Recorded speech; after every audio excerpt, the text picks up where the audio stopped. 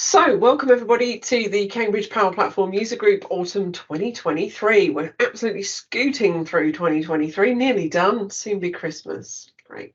We've had lots and lots of new stuff arrive this year, and we're going to take you through some of that today. But we've got a couple of speakers who you can already see at the top here that I want to that are on the user group for the first time, and I can't believe Matt is only just here for the first time, having. Goodness, Matt, I think I first met you at a hackathon that we won together quite some time ago. So it's interesting that you've only just come on. But a couple of good sessions ahead of us today. So let's just show you what's on the agenda. Oh, okay. Let's cover the do's and don'ts first. Please, please, please be nice to each other. If you want to come off mute, then do just ask in the chat, all questions and stuff in the chat, please. But you know, the usual rules apply. If you don't want to be recorded, please don't come off. Don't put your camera on because this is a recorded session and we are going to put that on YouTube later. And please be really patient and understanding. We are all different, and that's what makes the user group great for networking and opinions. And we want to hear everybody out. Oh, so this is me. If we haven't met before, I'm Sharon Sumner. Lovely to meet you. I'm the leader of the user group, and what that means is that I get to introduce lovely people that have fantastic sessions and have some great conversations with the rest of the team. We are completely virtual at the moment. No plans to go in person just yet. I think we're going to stay virtual certainly throughout this year and maybe for the first half of next year. We're really enjoying being online because it means that we get conversation beyond the event on the YouTube channel. So that's really, really nice. But if you want to reach out on the socials, all of my details are on here. Again, lovely to meet you, and I do always say yes to a coffee, genuinely. So if you want to have a virtual coffee or a real life coffee, then just hit me up and we can chat about Office 365 to our heart's content. So what have we got on today? So there's me doing an introduction. We need to hand over to the lovely Matt, who has got, I love this picture, it's so grinny, has got a bit of a introduction here, but I think it's probably best to let you introduce yourself, Matt. So I'm going to shut up now, which is kind of rare, and let you take over and talk to us all about ALM. Go for it. Thanks, Sharon. Yeah, I like the picture too. That was actually taken on my honeymoon, which is probably why I'm so happy at that point. But yeah, it's one of those things of like wanting to buy a dinner jacket and never having an excuse to. But I had an excuse to and bought one. That's nice. Right. And yeah, we did meet like 4 years ago now, virtually, where we were co-leaders and won the hackathon. And my statue's like over here. Yeah, mine too. Can't see because of the blur, but it's over here as winner.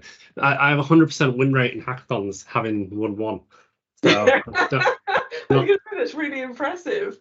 Yeah, not looking to rubbish that record. So I just participated in one and got the win. So thank you very much for inviting me here today. So yeah, I'm going to talk about Power Platform pipelines, low code ALM done automagically, which is a great word. I'm going to cover a few things. I have quite a number of slides. It's not a slide heavy thing, but it's just so I can kind of chat about different points and to remind myself that I need to talk about these things. So we're going to talk about what are deployment pipelines for people that don't know. Deployment pipelines scenarios, so why would you use a deployment pipeline? I've got a live demo with a big asterisk, which is that my demo broke at some point and it's still not working. So we'll see if I can, if it works at all as we go through. We're going to talk about some best practices for Power Platform pipelines, the advantages and disadvantages of this feature, because there are a few, getting started, and the future of Power Platform pipelines. I'm going to stop saying Power Platform pipelines at one stage and just say triple Ps. It's easier. So a little bit about myself. I am Matt Collin-Jones. Most people call me MCJ these days. And I'm a senior solution architect working in the Power Platform for Capgemini in the UK. I've been working with what was previously known as Dynamics CRM as an end user, and then Dynamics 365, and for the last sort of probably 5 years, not touched Dynamics and just done pure Dataverse and Power Platform. So I have quite a lot of experience. This is probably the best word. I'm just old, really. With biz apps, specifically with Power Apps and Power Automate. I'm a Microsoft MVP and Microsoft MCT. There's my links there for my different socials, and the little scan me is a link tree to get all my socials if you don't want to have to type into those things. I wonder if is Twitter even a thing anymore? Is it just x.com? I don't know. I maybe need to update that now. So I'll have to find out. But yeah, please connect with me on socials and chat all things Power Platform. Oops, too fast. So what are deployment pipelines? So deployment pipelines, first and foremost, are a way to create good source control. So you want to take solutions from one environment to another. You need source control. You need a way to get some of this data out and store it somewhere so you can go back and refer to it. So it's great in case you ever need to reinstall any solutions or recreate any environments.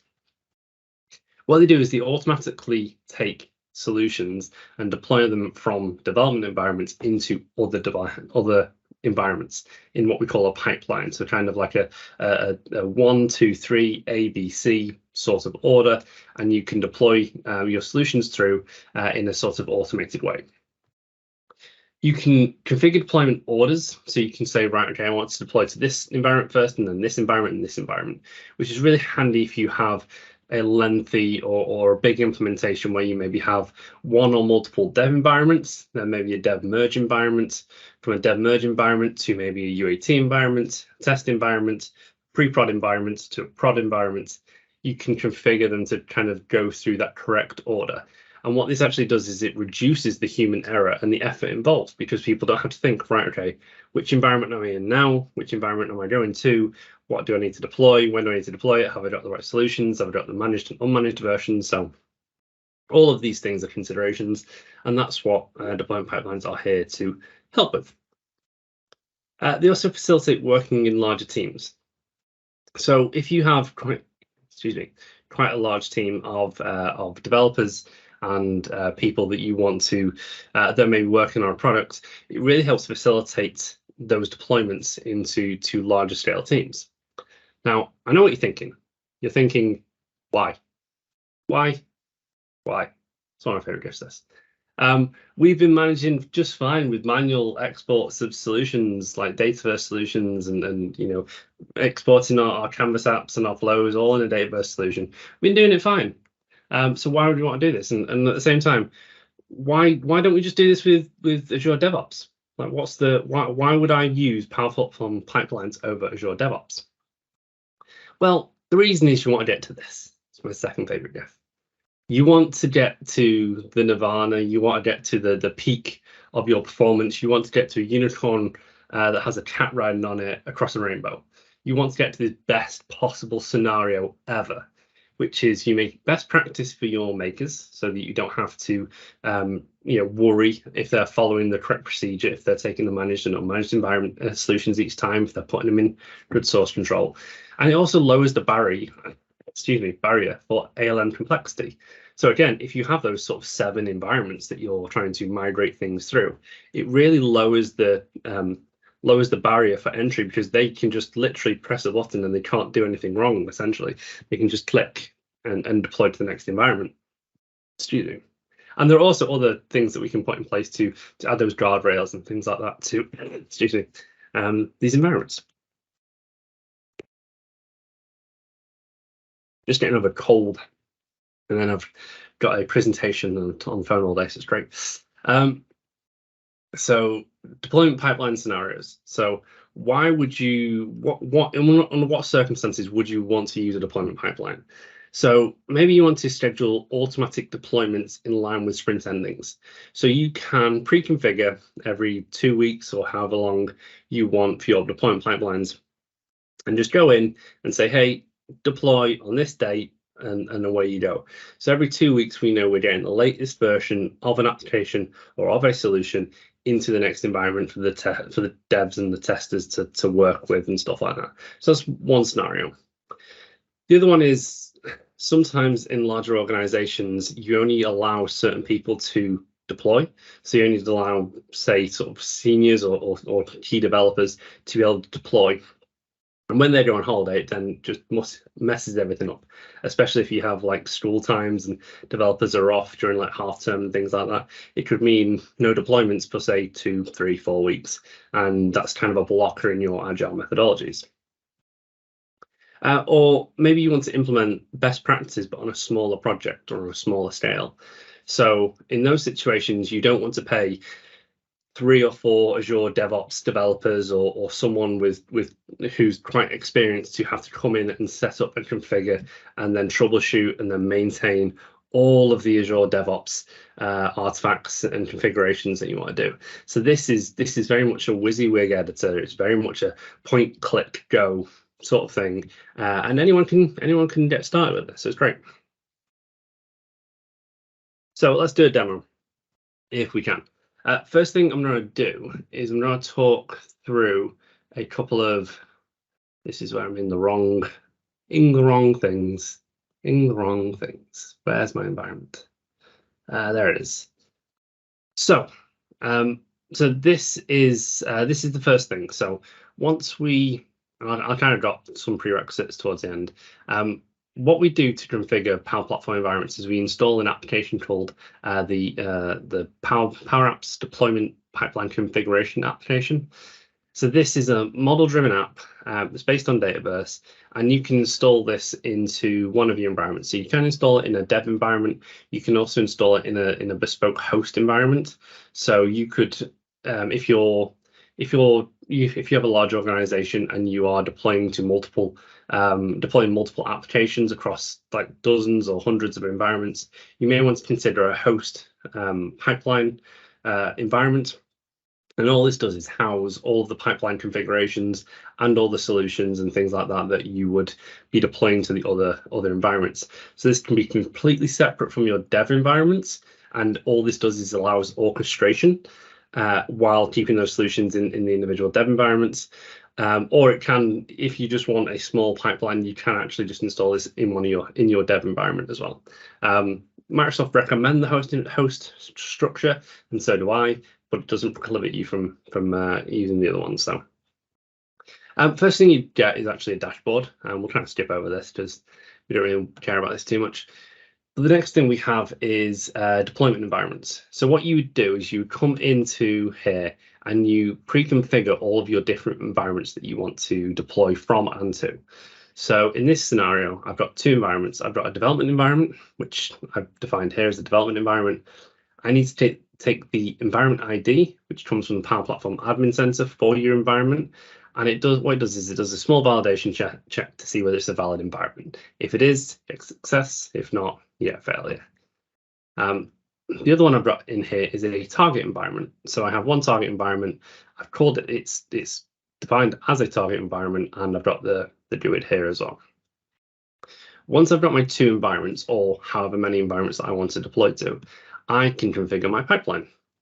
Now, I said at the start of this call, my demo sort of broke when I started trying to test it a couple hours ago, and I've tried multiple ways to fix it, but it's not working that great. So I've created a few different pipelines here, and what pipeline is this is the direction of your pipeline. So this is where you're deploying to and where you're deploying from.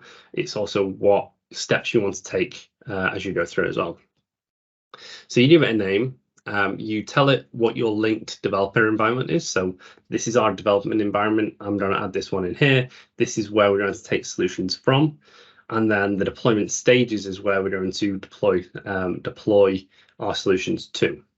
So in this instance, I've just got one developer environment and one target environment. So if I open up the target environment, what it does is it has some information about what we're doing. So it's got a name, it's got the link to the pipeline, it's got the name or the link to the target environment as well. It does have an option here for a previous deployment stage. So if you are actually deploying from multiple environments, so again, dev to UAT to pre-prod or prod, you can stack these up and you can kind of see that order using these things. There's also a pre-deployment step.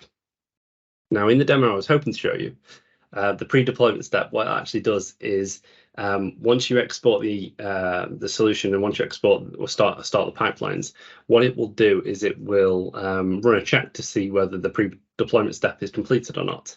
And you can extend pipelines using Power Automate. So what I've done in the past is I've extended this using Power Automate and approvals, where it sends an adaptive card to teams and it asks you whether you want to approve this deployment or not.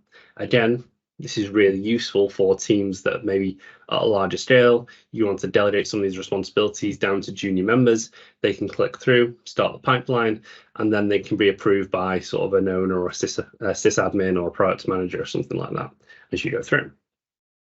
So you can configure this with Power Automate, which is really great. Now, if I look at my run history, what we'll see here is this is one that I did a few months ago. This shows a deployment run history, so it shows all the information. It shows when it started, when it was completed. It shows the developer environment. It shows the target environment. Also shows the artifacts, shows the solution IDs and the current the solution artifacts versions and the current solution artifacts, and also has some things about the pre-deployment step and etc. etc. If I click into the artifact, you can see what we get here. In here, we have the managed artifact and the unmanaged artifact. So this is the solutions that we've exported. So in good, healthy ALM, always what we want to do is we want to take a managed solution and an unmanaged solution if we are going to move to the next environment. The reason being is if you ever need to restore a dev environment, you can't restore it with just the managed solutions. You have to restore it with the unmanaged solutions so you can make customizations. Most people forget about this, and it's really easy to forget about this, especially as Microsoft push us more towards managed solutions, because it's now the default. When you export a solution, it defaults to managed.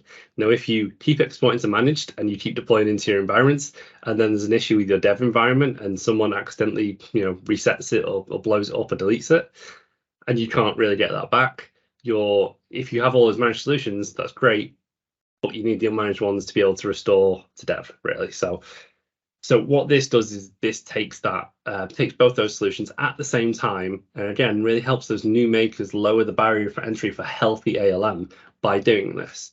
So all the solution artifacts are stored inside of your host environment. So if your host environment is in your dev environment, it's stored in your dev environment. If it's a separate host one, it's stored there. So if you delete that environment, you delete all your source control and things like that.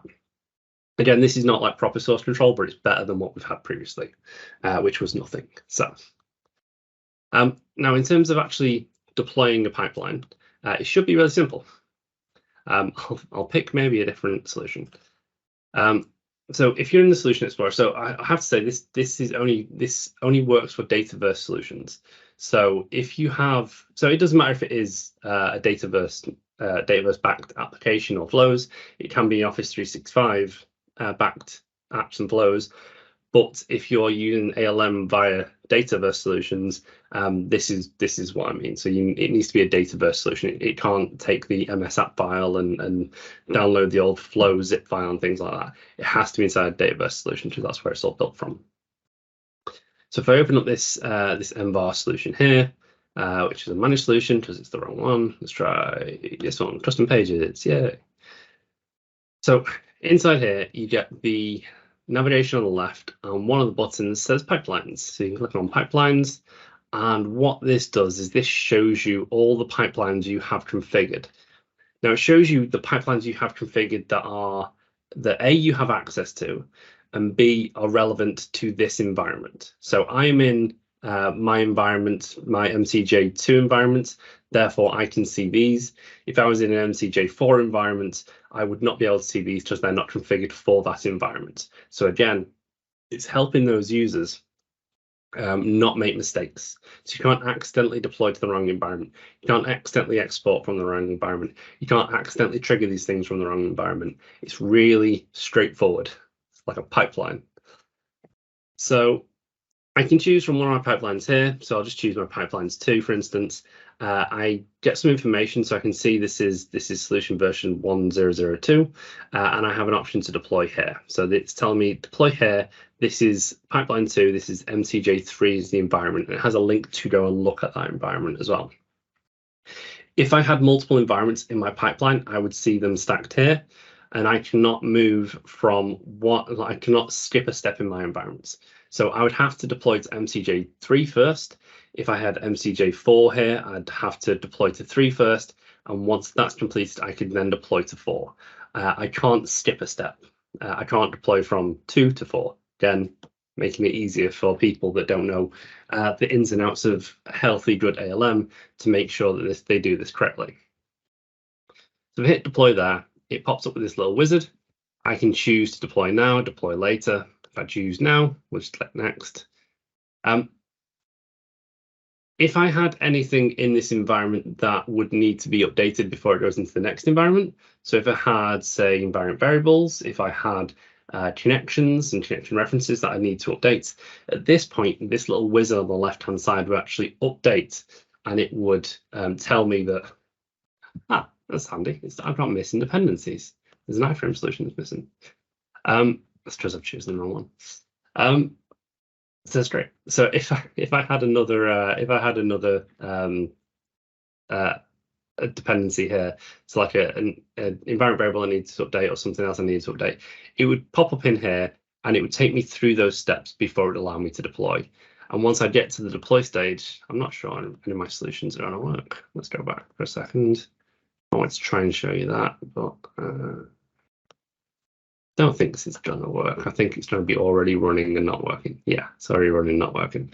Anyway, once I get to the end of it, it has a button that says deploy. I can put in some deployment notes, hit deploy, and it carries on. And from there, you kind of see it in the run history. As we can see, some of them are running. They're not running very well. That's failed. But that's actually a really healthy thing to see. We can actually see that this has failed. And it shows that it's failed before it even started. So what it does is it creates the record inside the Dataverse table in the host environment and shows you the start time, the end time, and what happened. It failed. I wonder if it shows you anything else in here. Can't see. Yeah. So it's actually telling us that there are missing dependencies in my solution. So again, if there are anyone that wants to come look at this later on, any seniors or admins, they can see why this failed, which is really great. So what should happen at that stage is it should go to deploy. I do have a flow that then checks to see when the solution artifacts are exported, sends it to a Teams adaptive card for authorization, hit yes, and then carries on. But all that's not working, as I found out a couple hours ago. So head back to the slides. And we'll carry on. So best practices. So when I was first looking at pipelines, one thing that I struggled to get my head around was this concept of sharing records. So I configure my pipelines, I give my staff the relevant access to the deployment environment, to the host environment. They have access to the deployment environments, and they couldn't see the pipelines. And this is because there's the best practice, or the thing that it says inside of the Microsoft Docs, is you need to share the individual record of the pipeline with the people that will be doing the deployment. That just seems crazy to me. So my best practice is to actually just create a basic security role with read access to all the pipelines, because if we're securing things from a environment perspective anyway, so people can't get access to other environments to go and do those deployments, because we're securing that in the proper way with security roles, with security groups and things like that, then it doesn't really matter if people can read those pipelines. Now, if you do have like a super secure environment and things like that, then yes, you may want to use the sharing, but all that does really is adds another layer of administration on top of what you need to do. If you just add your users to the host environment, give them the security role, and then they can just deploy whichever pipelines that they have access to, which is most likely they'll need to have access to probably more than one pipeline to do deployments across larger organizations. As mentioned, host environment creating separate from other environments. You can install it on a dev environment, but Microsoft recommend a separate host environment. Again, you can just have that environment as orchestration for everything.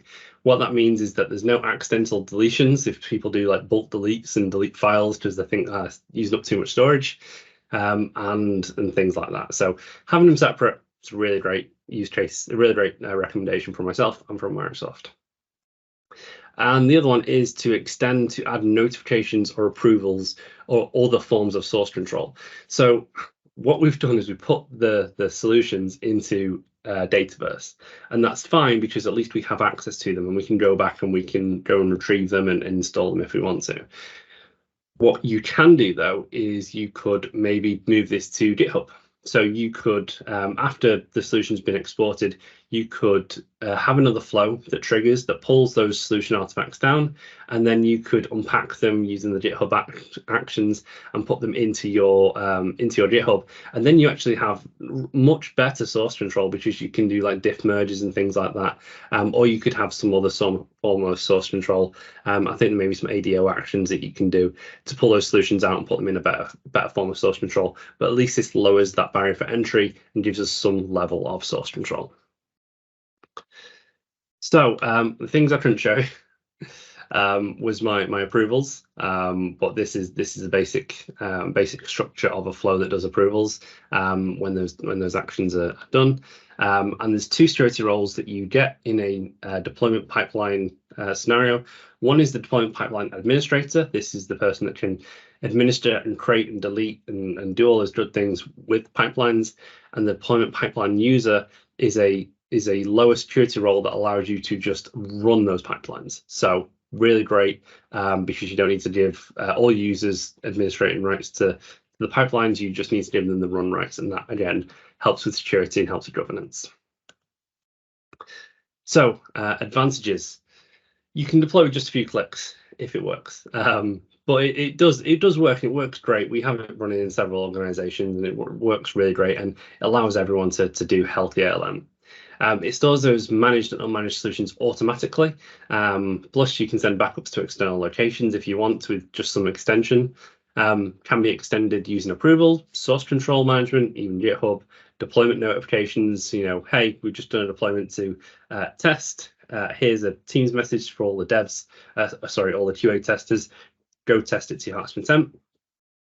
You configure once and you deploy multiple times.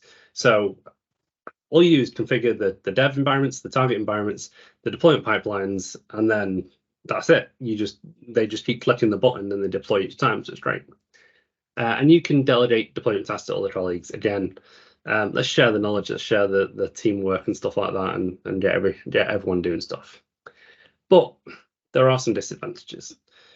So deployment pipelines are a managed environment feature.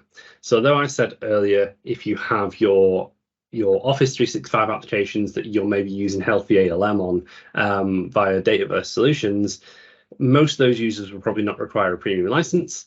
Managed environments do require a premium license. So as soon as you switch on the managed environment toggle, which you need on in all of your dev and target environments, but you don't need in the host environment. Once you do that, it means that every user inside of that environment will require a premium license for that environment. So if they are using just generic Office 365 applications inside of that environment, it means that user will now require a premium license, which is a big disadvantage. But for larger organizations where premium licenses are more abundant, this actually really helps and really shows the value of those licenses. There's no granular source control components. So as I said, you get the unmanaged and the managed components. You get them all in a big list, so you can go back and review all of them, but you can't see those differences between the two, those diff merges and things like that you may get with something like ADO or GitHub.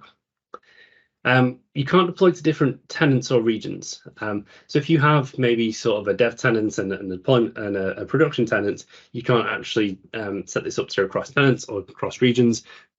Again, if you want to use something like GitHub Actions, you can do those sorts of things. You can't roll back things. Things are deployed managed, so the only way to really fix things is to actually fix in dev and then push.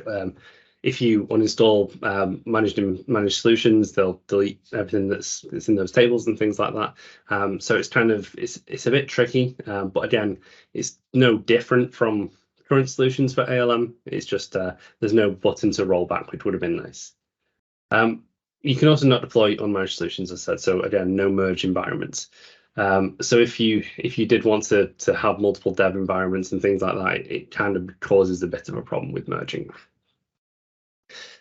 Prerequisites. So how we can get started is the first thing you do is you turn on the managed environments in your environments. You install the Power Platform Pipelines app from the Power Platform Admin Center, and then you configure those security roles. My advice: to start with a simple pipeline. This is how you get started. This is available in GA today. So these are GA. It already received a couple of different updates. The first update was to be able to deploy later. So that's great. So this is a heavily invested feature that Microsoft are looking at and investing in today. So it's available in GA, so you can start using it in production environments. It is what I've done is I've started with developer environments, so I can get 3 developer environments allowing me to test the pipelines, which is what I did today. Had they really worked, begin with 1 environment and then 2 environments, and then just trying to slowly roll that out, which is better. Follow best practices from the start. I put this in, and it kind of seems self-explanatory, but you'd be surprised at how many people don't know this. If you're going to create a process, and if you're going to start something, just do it right from the off. Don't think, oh, we'll fix this in 6 months' time. If you have processes like your IT and business processes that require approvals before deployments, just configure a flow to do the approvals. If it requires source control, do that from the start and do all these things from the start. Just otherwise, you don't be cursing past you when present you is faced all these IT and governance headaches. And I said, work these into your IT and business processes. So if you already have processes around deployments, about who needs to sign off, when you can deploy, etc., configure the pipelines to do it within these business processes. The future. So I think the thing that broke my environments was actually an announcement from a couple of days ago that there are now a few more features in pipelines. So it's already received 2 updates since it's gone GA, which was earlier this year. And this new one is the ability to now deploy pipelines with service principals, allowing them to have ownership of these pipelines and have ownership of these deployments, which is great. So no more named accounts. There are now more actions for your export and for your pre-export and pre-deployments. So they've added 3 more actions. One is the delegated deployments for the service principals. One is a pre-export and a pre-deployment step, which works with the solution checker. And what these allow for is more granularity on your control of deploying your solutions. So this is brand new. It was announced 3 days ago. That's the link to the blog article that talks about them. In the future, there is eagle-eyed viewers may have noticed, there is a little button that says Copilot deployment notes. It's only available in the US, and my environments aren't in the US, but Copilot enabled deployment notes, it's easy for me to say, enable Copilot to actually scan the artifacts inside the solution and come up with some sort of deployment notes of like maybe what's changed or what's in the solution, so that it automatically does it for you if you forget. So again, Copilot to the rescue, which Sharon will hopefully show us a little bit later. With that, thank you.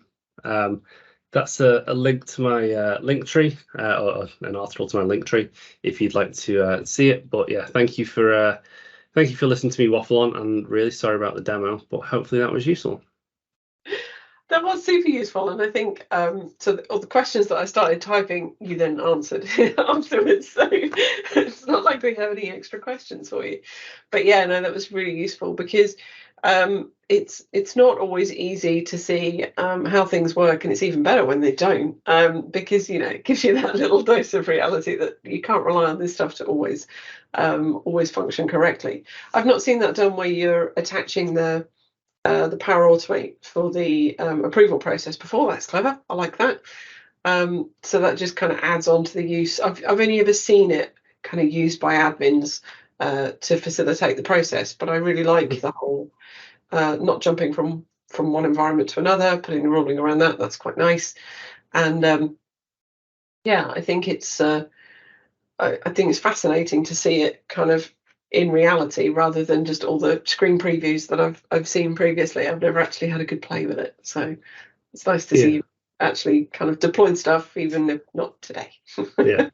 So I think the thing that's actually broken it is that so I have an approvals in the flow, and the new release notes say if you're using these new features for pre-deployment and post-deployment, you need approvals. And I'm here like, but I have approvals. So there's something else going on there that's maybe not. It's not even really hit my environment yet, so I think it's just a small blocker that's coming. But extending things like this with Power Automate, it may seem scary at first, because if you read the documentation, it's kind of like put in 20 for this code and put in this, and it doesn't seem very intuitive.